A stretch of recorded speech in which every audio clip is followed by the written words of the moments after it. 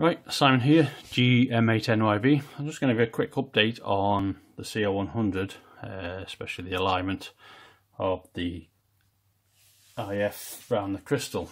Now this is set to the 1200 kHz band. I'll just switch it up. Yeah, last time the VNA packed up, so had a look at it, and it looked like it was electrostatic discharge. They're all very sensitive to that.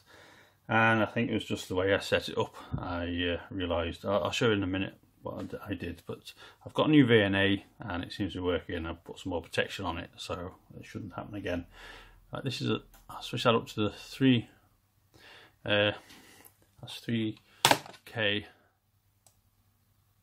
So the 12, which is one where you have to use a neutralising capacitor to get it to get as even as you can there. That's the best I can get it. Now the little capacitor, I'll show you, I think I showed it last time.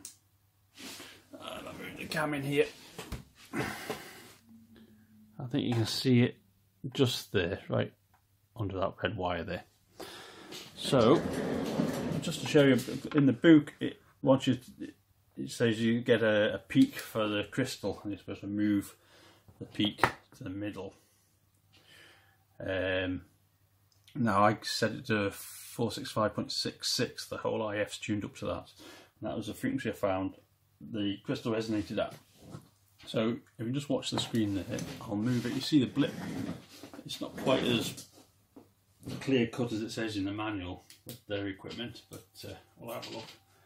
I'll get this on here carefully.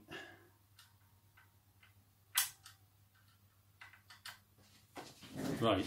I just start moving that, you'll see a lump on the left hand side there. That's just moved it off the centre. I'll try and move it back, and it should appear on the other side, I think. There it goes. Right, so basically you need to get that as best as you can. Once you take the screwdriver away, it moves.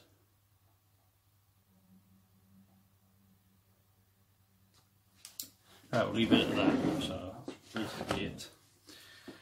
So, right, I'll tell you what happened with my VNA. Move this round. This wire is the output from the diode detector on the valve there. I passed it through a capacitor. Now, I measured afterwards the voltage on this capacitor, and it's usually quite low, it was millivolts, but when I moved the switch here, the HT on and off, which I was doing, it produced spikes on here. I stuck on the scope and it was quite a large spike, well, about 3 or 4 volts. So what I've done this time, I put this bleed resistor in. It's about what, 150 ohms, so the voltage on here is absolutely 0. Same as I had done before on this side here. The input through a little capacitor and then my attenuator. So that's how to destroy your VNA, static sensitive device. So I'm assuming that's what happened there. So, and looking on the internet, I think the input side has little electronic switches that I think they can be replaced, but they're all surface mount devices. Right. Well, that's the receiver back together, apart from the tuning, of course. I've left that off. This is the tuning scale to go in there on the frame, and obviously the dials. But I've got a feeling I'll probably have to at least check the alignment of the RF stages, the oscillator and the mixer. The coil pack underneath, so there's 24 coils to look at. Hoping I don't need to adjust them, but I did notice at the end band edges there is some it dies off a bit.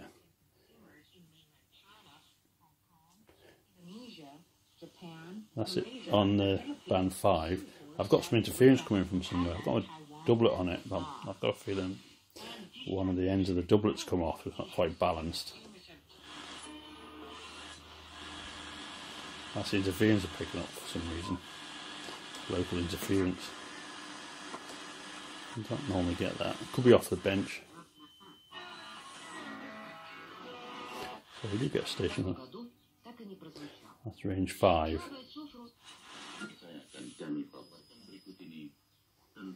And then a test, I've got it on AVC, turn the HF gain up.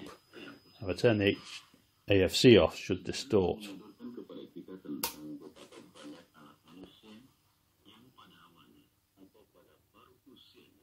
And the AVC back on, should lower the, overloads the IF stages. So that's it so far. What I need to do now is, as I say, wire this up to the band change and try and get it lined up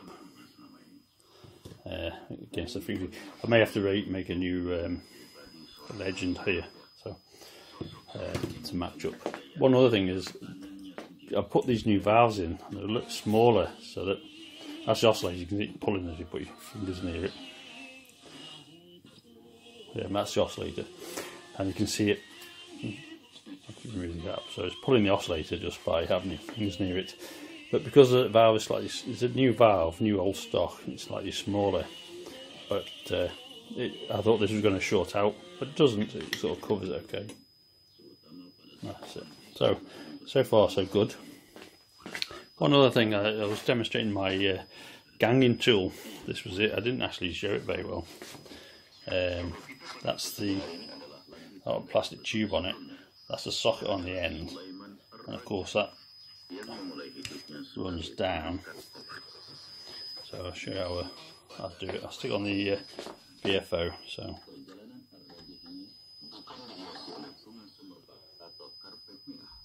I'm setting the BFO up. So that will push over it, and you can undo the lock nut. And you can pull it up, and you can adjust your BFO. And then once you've finished, you can lock that nut back up again. And that was a socket, a plastic tube. So that's all it is, plastic tube.